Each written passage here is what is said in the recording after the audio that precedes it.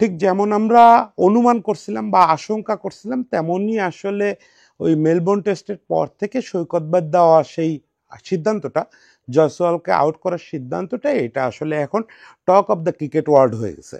সারা পৃথিবীর ক্রিকেট বিশেষজ্ঞরা এটা নিয়ে কথা বলতেছেন, ভক্তরা তো যাচ্ছে তাই কাণ্ড করতেছেন, মিডিয়াগুলো কেউ দায়িত্বশীল আচরণ করতেছে, কেউ খুব দায়িত্বজ্ঞানহীন আচরণ করতেছে। তো আমরা ভক্তদের কথা আপাতত একটু পাশে রাখি এবং মিডিয়ার কথা বিবেচনায় না নেই।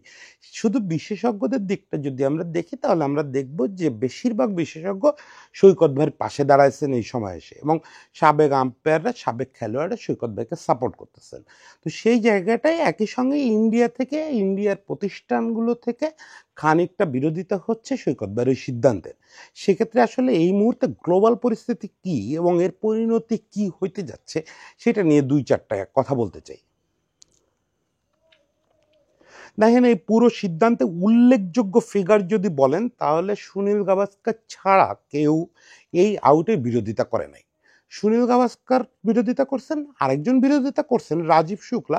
হ্যাঁ, বিসিসিআর অনেক বড় কর্মকর্তা ছিলেন বা অনেক বড় কিছু, কিন্তু স্টিল মানে ক্রিকেট নিয়ে যে বয়সগুলা থাকে, মানে যাদেরকে ক্রিকেট বিশেষজ্ঞ বলি, রাজীব শুক্লা তো তার না।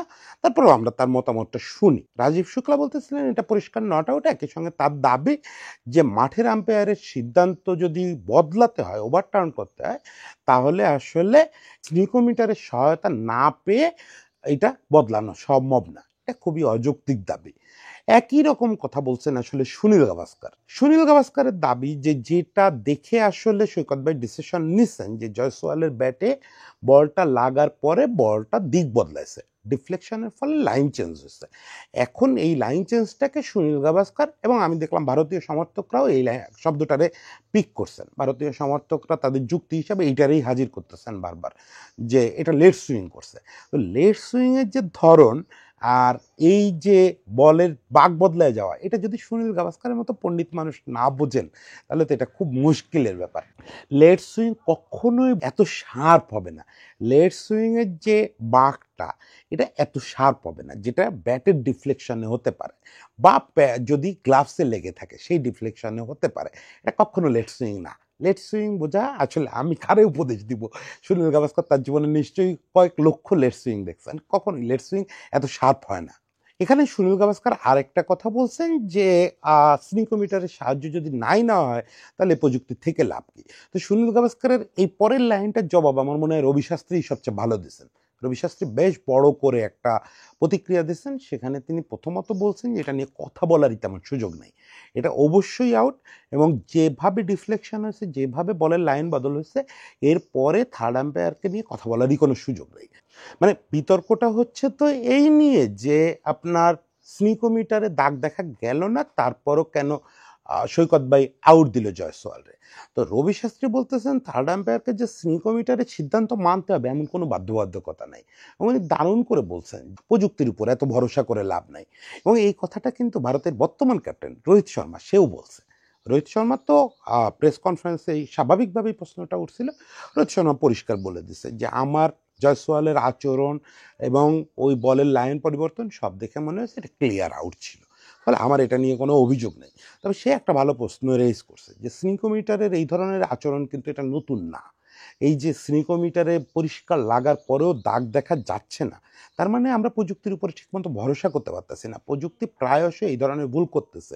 সেক্ষেত্রে সে বলছে যে এই ভুলের সাফারটা ইন্ডিয়াই বেশি করে, না আমার তা মনে হয় না। যাই হোক, এটা সত্যি যে প্রযুক্তি প্রায়শই ভুল করতেছে, এটা একটা আশু সমাধান দরকার।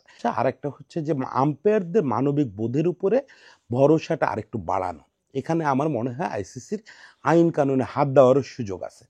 আম্পায়ারদের এত নির্জীব করে ফেলা হয়েছে, এই সৈকত ভাইয়ের মতো দু একটা গার্ডসি ফিগার ছাড়া বাকি সবাই এমন পুতুল হয়ে গেছে যে আমরা আসলে ওই যে স্নিকোমিটার ভুল করছে মানে আমার ভুল করতে হবে, এই যে ফিলিংটা তৈরি হচ্ছে সিনিয়রদের মধ্যে পর্যন্ত, এই জায়গা থেকে সরে আসতে হবে।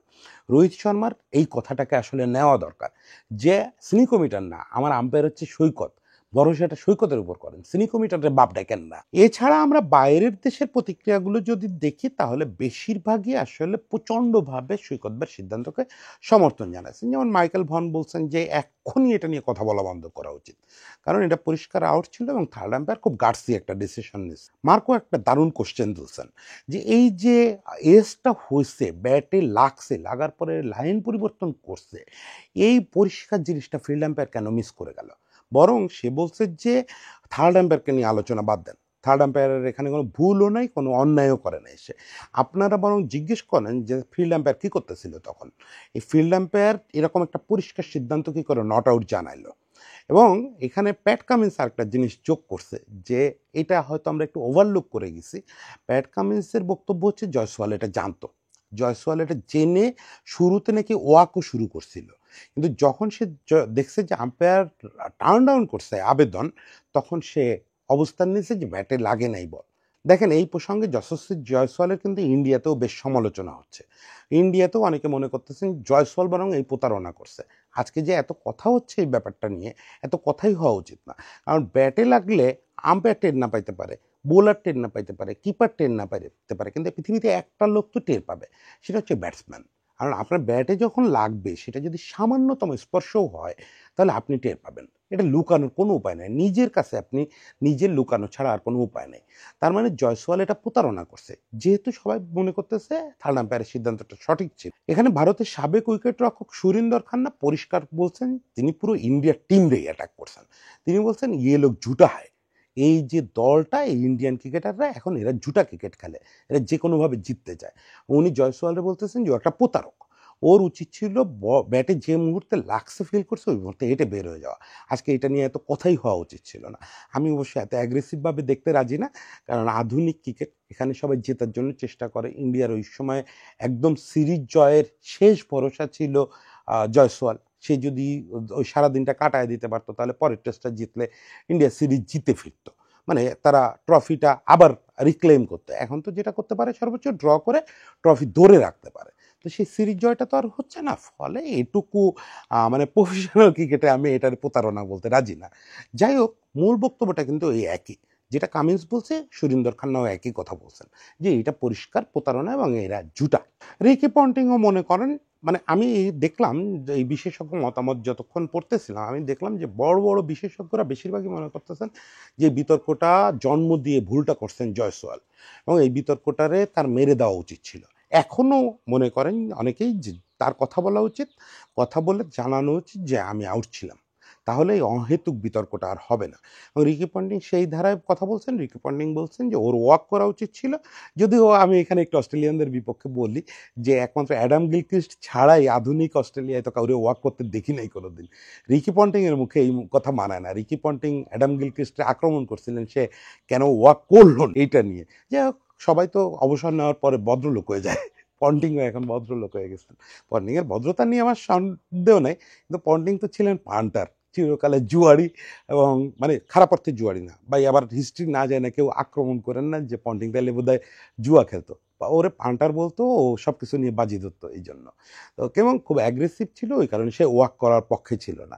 তো যাই হোক, সে আবার বলতেছে যে জয়সওয়ালের ওয়াক করা উচিত ছিল, অ্যাটলিস্ট এখন অন্তত তার ওপেনলি বলা উচিত যে আমি আউট ছিলাম। সর্বশেষ যে লোকটার কথা আমরা খুব পরিধানযোগ্যভাবে শুনবো তিনি হচ্ছে সাইমন টোফেল। সাইমন টোফেল 4 বারের আইসিসির সেরা আম্পায়ার। সাইমন টোফেল সবচেয়ে ভালো বোঝেন যে এই পরিস্থিতিতে থার্ড আম্পায়ারের কী করা উচিত ছিল। সেই জায়গায় সাইমন টোফেল বলছেন যে এটা যে আউট, এ নিয়ে কোনো সন্দেহ নেই, এটা রিপ্লে দেখেও বোঝা যায়, খালি চোখে দেখেও বোঝা যায়, যতভাবে দেখবেন আপনি বুঝবেন যে এটা আউট। একমাত্র ম্যাল ফাংশন হচ্ছে যন্ত্রে। তো সেই যন্ত্রের উপরে আস্থা রাখতে হচ্ছে একজন সাধারণ আম্পায়ার। আর একজন ভালো আম্পায়ার, একজন আত্মবিশ্বাস সম্পন্ন আম্পায়ার, একজন আত্মমর্যাদা সম্পন্ন আম্পায়ার, সে অবশ্যই যন্ত্রকে অগ্রাহ্য করবে। এখানে আমি মনে করি আম্পায়ার হিসাবে শরফুদ্দুল্লাহ ইবনে সৈকত যেটা করছে এটা হচ্ছে প্রকৃত আম্পায়ারের কাজ, যে যন্ত্র আপনাকে সঠিক রেজাল্ট না দিলে আপনি ওই যন্ত্রের কথা শুনবেন না। সঠিক রেজাল্ট কি, এটা যদি আপনি অলরেডি জেনে গিয়ে থাকেন, তো সঠিক রেজাল্ট তো অলরেডি সৈকত ভাই তখন জেনে গেছে যে ডিফ্লেকশন হয়েছে, লাইন চেঞ্জ হয়েছে, জয়সওয়াল আউট, এরপরে তো আর কথা থাকে না।